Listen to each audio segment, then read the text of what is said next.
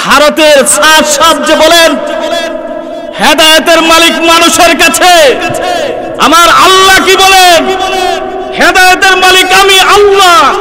কোন বান্দাদের কাছে, বান্দার কাছে এই পাওয়ার দেওয়া হয়নি। কথা বলেন ঠিক কিনা? সেজন্য আমি আমাদের দেশের প্রধান উপদেষ্টা যিনি আছেন তাকে আমি বলতে চাই, জানুয়ারি মাসের 30-1-2 যে উলামায়ে কেরামের বিশ্ব ইজতেমা হবে, এরপরে তাদের যে 7 তারিখ থেকে বিশ্ব ইজতেমা দেওয়া হয়েছে, এই কুলঙ্গারকে যেন বাংলাদেশের এয়ারপোর্টে আসতে দেওয়া হয় না, আসতে দেওয়া হয় না। আমরা এটা জোরালো দাবি জানাবো। কেন? আমাদের সে তো নিজে গুমরাহ হয়েছে, তার তো ঈমান নেই। আমাদের বাংলাদেশের মুসলমানের ঈমানকে নষ্ট করার জন্য সে পায়তারা করতেছে। কথা বলেন ঠিক কিনা? আমি কোরআনে পাক থেকে সূরা আনফাল থেকে একটি আয়াত তেলাওয়াত করেছি। এখানে কয়েকটি আয়াত আছে। এই আয়াতের ভিতরে মুমিনের কিছু বৈশিষ্ট্যর কথা বলেছেন। কয়টি বৈশিষ্ট্য থাকলে সে প্রকৃত মুমিন হতে পারবে। আবার সূরাতুল মুমিন, এই সূরার ভিতরেও 7টি বৈশিষ্ট্যর কথা বলা হয়েছে। আমি সেদিকে যাইতে পারবো না, কারণ সময় কম। যাই হোক, সূরাতুল আনফালের ভিতরে 5টি বৈশিষ্ট্যর কথা আপনাদেরকে বলি। এর মধ্য থেকে সর্বপ্রথম মুমিন হওয়ার জন্য সর্বপ্রথম আমাদের শর্ত হচ্ছে মুসলমান হতে হবে। বৈশিষ্ট্য পরে, সেজন্য কি করতে হবে? আমানতু বিল্লাহি ওয়া মালাইকাতিহি ওয়া কুতুবিহি ওয়া রুসুলিহি ওয়াল ইয়াউমিল আখির। কালেমা পড়ে মুসলমান হতে হবে। আমানতু বিল্লাহ, আমি ঈমান আনলাম কার উপরে? আল্লাহর উপরে। ওয়া মালাইকাতিহি, কাদের উপরে? ফেরেশতাগণদের উপরে। ওয়া কুতুবিহি, এবং কিতাবসমূহ, রসুলিহি, এবং রসুলদের উপরে। তো আমি যখন এই কয়েকটি এই কালেমা পড়ে যখন ঈমান আমি এই ঈমানের মতো বদৌলত আমি অর্জন করলাম, এরপরে মুত্তাকি মুমিন হওয়ার জন্য আমার কয়েকটি বৈশিষ্ট্য থাকতে হবে। সেগুলা যদি আমার ভিতরে থাকে তাহলে আমি পরিপূর্ণ মুমিন হতে পারবো। অন্যথায় আমি মুমিন দাবি করলে আমার দাবি সঠিক হবে না। তো আসেন আল্লাহ তাআলা কি বলেন? আল্লাহ তাআলা বলেন, ইন্নামাল মুমিনুনা আল্লাযীনা ইযা যুকিরাল্লাহ, ইন্নামাল মুমিনুনা আল্লাযীনা ইযা যুকিরাল্লাহ ওয়াজিলাত কুলুবুহুম ওয়া ইযা তুলিয়াত আলাইহিম আয়াতুহু যাদাতুহুম ঈমানা। 1 নম্বর বৈশিষ্ট্য আল্লাহ তাআলা কোরআনের মধ্যে বলেন, ইন্নামাল মুমিনুনা আল্লাযীনা ইযা যুকিরাল্লাহ ওয়াজিলাত কুলুবুহুম। মুমিন বান্দাদের সামনে যখন আল্লাহ তাআলার কোরআনের আলোচনা করা হয়, তখন মুমিন বান্দার কলব যদি কলবের মধ্যে ধাক্কা খায়, অর্থাৎ কলব যদি হরকত করে, তাহলে মনে করতে হবে আমি প্রকৃত মুমিন। অন্যথায় আপনি যদি দাবি করেন আপনি প্রকৃত মুমিন হতে পারবেন না। কথা বলেন ঠিক কিনা? আপনার কলবে ধাক্কা খেতে হবে। যখন আপনার সামনে কোরআনের আলোচনা হবে, কোরআনের মাহফিলে গিয়ে কোরআন এন্ড হাদিসের আলোচনা শুনবেন, তখন যদি আপনার দিল নরম হয়, দিলে যদি ধাক্কা খায়, তাহলে মনে করবেন আপনি প্রকৃত মুমিন, অন্যথায় নয়। এখন আবার এখানে কথা আছে, ধাক্কা কিভাবে খাবেন? আপনি যদি প্রকৃত মুমিনদার হন, আপনি গুনার কাজ করলে আপনার দিলের মধ্যে আসর পড়তে হবে। আপনি যদি প্রকৃত মুমিনদার হন, আপনি ঘুষ খাইলে আপনার দিলে আসর করতে হবে। আপনি যদি প্রকৃত মুমিনদার হন, আপনি যদি সুদ খান, আপনার দিলে আসর করতে হবে। আপনি যদি প্রকৃত মুমিনদার হন, আপনি মিথ্যা কথা বললে আপনার দিলে আসর পড়বে। আপনি যদি প্রকৃত মুমিনদার হন, আপনি অন্যায় কাজ করলে আপনার দিলের আসর পড়তে হবে। আপনি যদি প্রকৃত মুমিনদার হন, মানুষের সাথে কখনো অসৎ ব্যবহার করতে পারবেন না। আপনি যদি প্রকৃত মুমিনদার হন, কখনো অন্যায় অবিচার কাজ আপনার দ্বারা হবে না। আপনার দিলে বাধা দিতে হবে, আপনার দিলে বাধা দিতে হবে, অন্যথায় আপনি মুমিন হতে পারবেন না। এটা মুমিনের বৈশিষ্ট্য। কোরআনের আলোচনা শুনলে আল্লাহ তাআলা কোরআনে বলছেন, কলব এটা এমন একটা জিনিস, ইত্তাকুল্লাহ, মুত্তাকিদের কলবে আল্লাহর ভয় থাকতে হবে। যেমনি ভাবে ওমর রাদিয়াল্লাহু তাআলা আনহু, সে 10.5 বছর তিনি রাজত্ব করেছিলেন, 10.5 বছর রাজত্ব করেছিলেন, কিন্তু এই রাজত্ব অবস্থায় তিনি কখনো ভালো কাপড় চোপড় পরিধান করেননি। কোন ভয়ে? আল্লাহর ভয়ে, কারো ভয়ে নয়। তিনি ফাটা ছিঁড়া কাপড় চোপড় পরিধান করেছেন। তিনি একজন দেশের প্রেসিডেন্ট ছিলেন। আজকে আমাদের দেশের দেখেন কি অবস্থা, ভালো ভালো পোশাক গাড়ি নিয়ে চলাফেরা করে, দুর্নীতির কোনো শেষ নেই। কথা বলেন ঠিক কিনা? এমনি ভাবে দেখেন, আমরা মুসলমান দাবি করি, মুমিন দাবি করি, অথচ মুমিনের সিফাত আপনার ভিতরে নেই। বর্তমানে একটি সমস্যা আমাদের বাংলাদেশে চলতেছে, সেটা হচ্ছে তাবলীগ জামাতের। কথা বলেন ঠিক কিনা? ভারতের মাওলানা সাদ সাহেব বলেন, তার যে ভ্রান্ত আকীদা আছে তার মধ্য থেকে একটি আকীদার কথা বলি। সে বলেন হেদায়েত মানুষের হাতে, আল্লাহর হাতে নয়। নাউজুবিল্লাহ। তার সে দলিল দেয় হেদায়েত মানুষের হাতে, আল্লাহর হাতে নয়। সে দলিল পেশ করে, যদি আল্লাহর হাতেই হইতো তাহলে যুগে যুগে নবী রাসূল প্রেরণ করতো না। তার মানে হেদায়েত মানুষের হাতে আল্লাহ তাআলা দিয়ে দিয়েছেন, আল্লাহর হাতে নয়। আল্লাহ কি বলে? যখন রাসূল আকরাম সাল্লাল্লাহু আলাইহি ওয়াসাল্লাম তার চাচা আবু তালেব মৃত্যুর শয্যায় চলে অবস্থায় রত ছিল, ওই অবস্থার ভিতরে রাসূল সাল্লাল্লাহু আলাইহি সাল্লাম তার চাচাকে কালেমার দাওয়াত দিচ্ছিল, কিন্তু পাশে থেকে আবু জেহেল বলতেছে, হে আবু তালেব, তোমার ভাতিজার কথা শুনিও না, 1 সেকেন্ডের জন্য তোমার বাপ দাদার ধর্ম নষ্ট করবে। এমনি ভাবে চলতেই আছে। রাসূল সাল্লাল্লাহু আলাইহি সাল্লাম তার চাচাকে বাঁচানোর জন্য কালেমার দাওয়াত দিতেই আছে। ইতিমধ্যে আল্লাহ তাআলা আসমান থেকে জিবরাইল আমিনের মাধ্যমে কোরআনের আয়াত নাযিল করে বলেন, ইন্নাকা লা তাহদি মান আহবাবতা, ইন্নাকা লা তাহদি মান আহবাবতা। হে নবী, তুমি যাকে পছন্দ করো তাকে তুমি হেদায়েত দিতে পারো না। তুমি যাকে পছন্দ করো তাকেই তুমি হেদায়েত দিতে পারো না। হেদায়েতের মালিক হচ্ছে আমি আল্লাহ। কে হেদায়েতের মালিক? কে? আচ্ছা, এখন আসে আমাদের ভারতের সাদ সাহেব যে বলেন হেদায়েতের মালিক মানুষের কাছে, আমার আল্লাহ কি বলেন? হেদায়েতের মালিক আমি আল্লাহ। কোন বান্দাদের কাছে, বান্দার কাছে এই পাওয়ার দেওয়া হয়নি। কথা বলেন ঠিক কিনা? সেজন্য আমি আমাদের দেশের প্রধান উপদেষ্টা যিনি আছেন তাকে আমি বলতে চাই, জানুয়ারি মাসের 30-1-2 যে উলামায়ে কেরামের বিশ্ব ইজতেমা হবে, এরপরে তাদের যে 7 তারিখ থেকে বিশ্ব ইজতেমা দেওয়া হয়েছে, এই কুলঙ্গারকে যেন বাংলাদেশের এয়ারপোর্টে আসতে দেওয়া হয় না, আসতে দেওয়া হয় না। আমরা এটা জোরালো দাবি জানাবো। কেন? আমাদের সে তো নিজে গুমরা হয়েছে, তার তো ঈমান নেই।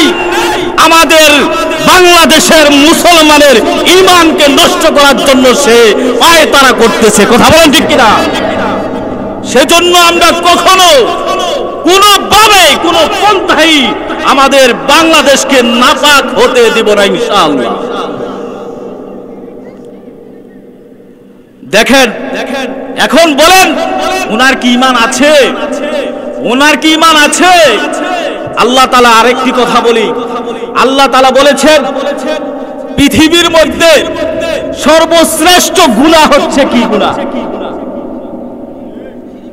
এটা পরে বলেন। আল্লাহ তাআলার কাছে সবথেকে নিকৃষ্ট এক গুনাহ হচ্ছে, একটি গুনাহ হচ্ছে, সবথেকে বড় গুনাহ হচ্ছে কবিরা গুনাহ। এর ভিতরে সবথেকে নিকৃষ্ট গুনাহ, যেই গুনাহের কারণে আমার নবীকে বলেছেন, হে নবী, তুমিও যদি এই গুনাহের মধ্যে লিপ্ত হও তাহলে তোমার 40 বছরের আমলকে আমি আল্লাহ নষ্ট করে দেব। যেই আমল তুমি 40 বছর করেছিলা, এই গুনাহ করার সাথে সাথে তোমার আমলকে আমি নষ্ট করে দেব, তুমিও যদি হও এই গুনাহে যে লিপ্ত হবে, এবং তার জন্য জান্নাতকে হারাম করে দিয়ে জাহান্নামকে ওয়াজিব করে দেওয়া হবে। নাউজুবিল্লাহ। এখন আসেন, আমার এই কথা বলার উদ্দেশ্য কেন? উনি যে কাজটি করেছেন, ওনার যে ভ্রান্ত মতভেদ রয়েছে, এগুলা হচ্ছে শিরকি কাজ। আর শিরকের বিষয়ে আল্লাহ তাআলা বলেছেন, ইন্নাশ শিরকা লাযুলুমুন আযীম। শিরক হচ্ছে সর্বশ্রেষ্ঠ নিকৃষ্টতম গুনাহ।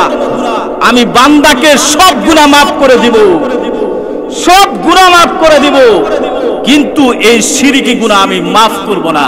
বরঞ্চ তার জন্য যদি জান্নাত ওয়াজিব হয়ে থাকে, সে যদি শিরক করে, সাথে সাথে আমি তাকে তার উপরে জাহান্নাম ওয়াজিব করে দেব। এখন আপনারাই বলেন, সে জান্নাতের অন্তর্ভুক্ত হতে পারবে? যে আল্লাহ তাআলা কোরআনের আয়াতকে অস্বীকার করেছে কি? সে কাফের। জোরে বলেন, যে আল্লাহ তাআলার কোরআনের আয়াতকে অস্বীকার করেছে কি? সে কাফের। এখন সে কি হয়েছে? আল্লাহর আয়াতকে সে অপব্যাখ্যা করে সে মানুষদের ভিতরে বিভ্রান্ত সৃষ্টি করতেছে। সেজন্য আমরা আবার বলি, আমরা সকলেই প্রস্তুত থাকবো, এক থাকবো, যেন আমাদের এই বাংলাদেশের মুসলমানের ঈমানকে কোন ভ্রান্ত মতভেদ বাংলাদেশে প্রবেশ করে যেন নষ্ট না করতে পারে। প্রস্তুত থাকবো তো ইনশাআল্লাহ। আল্লাহ তাআলা প্রত্যেককে তৌফিক দান করেন, সকলে বলি আমিন। এরপরে আসেন, ইন্নামাল মুমিনুনা আল্লাযীনা ইযা যুকিরাল্লাহ ওয়াজিলাত কুলুবুহুম ওয়া ইযা তুলিয়াত আলাইহিম আয়াতুহু যাদাতুহুম ঈমানা ওয়া আলা রাব্বিহিম ইয়াতাওয়াক্কালুন। আল্লাহ তাআলা বলেন, মুমিন বান্দার সামনে যখন আল্লাহর কোরআন, দ্বিতীয় নম্বর গুণের কথা বলেন, মুমিন বান্দাদের সামনে যখন আল্লাহ তাআলার কোরআনের আয়াত তেলাওয়াত করা হবে, তখন মুমিন বান্দাদের ঈমান বৃদ্ধি পেতে থাকবে। ঈমান কি পেতে থাকবে? বৃদ্ধি পেতে থাকবে। কেমনি ভাবে এটা বুঝবো? আপনি যখন কোন নেক আমল করবেন, আপনি যখন নেক আমল করবেন, নেক আমল করার পরে মনে হবে যে আমি আর একটু নেক আমল করি, তাহলে মনে করবেন আপনার ঈমান বৃদ্ধি পেয়েছে। আর যদি আপনি নেক আমল করার পরে মসজিদে নামাজ পড়লেন, নামাজ পড়ার পরে আবার নামাজের পূর্বে আপনি গুনার কাজে লিপ্ত ছিলেন, গুনার কাজ থেকে সেরে আপনি পবিত্র হয়ে মসজিদে গিয়ে নামাজ পড়লেন, নামাজ পড়ে এসে আবারও গুনার কাজে লিপ্ত হলেন, মনে করবেন আপনার ঈমান বৃদ্ধি পাচ্ছে না, আপনার ঈমান বৃদ্ধি পাচ্ছে না। কথা বুঝে আসছে? আপনার ঈমান বৃদ্ধি পাচ্ছে না। যেমনি ভাবে দেখেন, হযরতে ইমামে আবু হানিফা রাহমাতুল্লাহি আলাইহি, তার ঈমান কেমন ছিল দেখেন। তিনি ইশারের নামাজের ওযু দিয়ে ফজরের নামাজ 40 বছর পর্যন্ত আদায় করেছেন। তিনি নামাজের মধ্যে আল্লাহর কোরআনের মধ্যে কি মজাই পেয়েছিল না, যার কারণে তিনি ইশারের ওযু দিয়ে ফজর 40 বছর পর্যন্ত আদায় করেছে। তিনি 54 থেকে 55 বার হজ করেছেন, বড় হজ। সর্বশেষ হজে গিয়ে তিনি কাবার ঘরে ঢুকে 2 রাকাত নামাজ আদায় করার জন্য কাবার গেটে দারোয়ানের কাছে আবদার করলেন।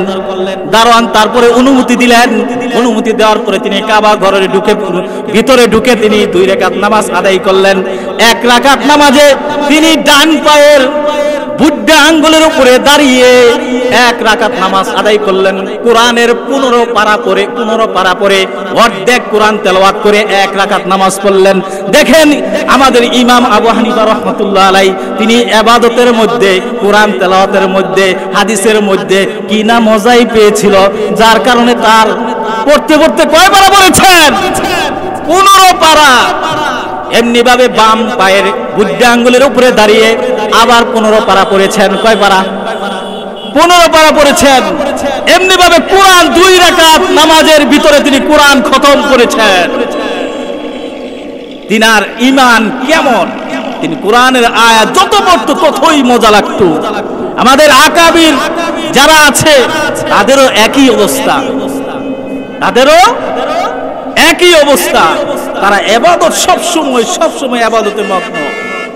আমাদেরও ইবাদত করা দরকার কিনা? আমাদের ঈমান এমন হওয়া দরকার কিনা? দরকার হলে ঈমানকে পুক্তা করার জন্য, ইবাদতকে পুক্তা করার জন্য আগে একটা শর্ত আছে, সেটা হচ্ছে হালাল রিজিক ভক্ষণ করতে হবে। কি ভাই? হালাল রিজিক ভক্ষণ করতে হবে, অন্যথায় নয়। এরপরে 3 নম্বর গুণের কথা বলেন, ওয়া আলা রাব্বিহিম ইয়াতাওয়াক্কালুন, ওয়া আলা রাব্বিহিম ইয়াতাওয়াক্কালুন।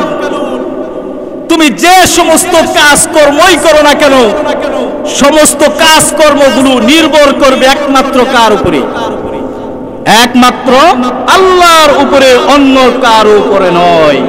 কিন্তু এখন দুঃখের বিষয় হচ্ছে যে বর্তমানে দেখা যায় আমাদেরই ভাই, আমাদেরই ভাতিজা, আমাদেরই পিতা, আমাদেরই চাচা বা আমাদেরই দাদা, এইরকম কিছু মানুষ আছে তারা আল্লাহকে ভুলে গিয়ে বিভিন্ন মাজারে গিয়ে সিজদা করে বাবার কাছে চায় যে আমার সন্তান হয় না, বাবা তুমি আমাকে সন্তান দাও। কথা বলেন ঠিক কিনা? আমার ব্যবসায় উন্নতি হয় না, বাবা তুমি আমার ব্যবসায় উন্নতি করে দাও। আমার এই বিপদে পড়ছি, আমার বিপদ থেকে তুমি মুক্তি করে দাও। এমন শিরকি কাজ আমরা করি কিনা? এবং জ্যোতিষিক যারা আছে তাদের কাছে গিয়ে আমরা বলি, ভাই আমার হাতটা দেন, হাতটা দেখেন তো আমার ভবিষ্যৎ কি? জ্যোতিষিকের কোনো ক্ষমতা আছে? কোনো ক্ষমতা আছে? নেই। একমাত্র সবকিছুর মালিক হচ্ছে আল্লাহ। সবকিছু কে করতে পারে? আল্লাহ। যিনি সবকিছু করতে পারে, আমাদের ভরসাটা তার উপরে রাখা উচিত কিনা? কথা বলেন ঠিক কিনা? আমাদের ভরসা তার উপরে রাখতে হবে। রাখবো তো ইনশাআল্লাহ। আল্লাহ তাআলা আমাদেরকে প্রত্যেককেই আল্লাহ তাআলার উপরে ভরসা রেখে জীবন যাপন করার জন্য তৌফিক দান করেন। সকলে বলে আমিন। এরপরে দেখেন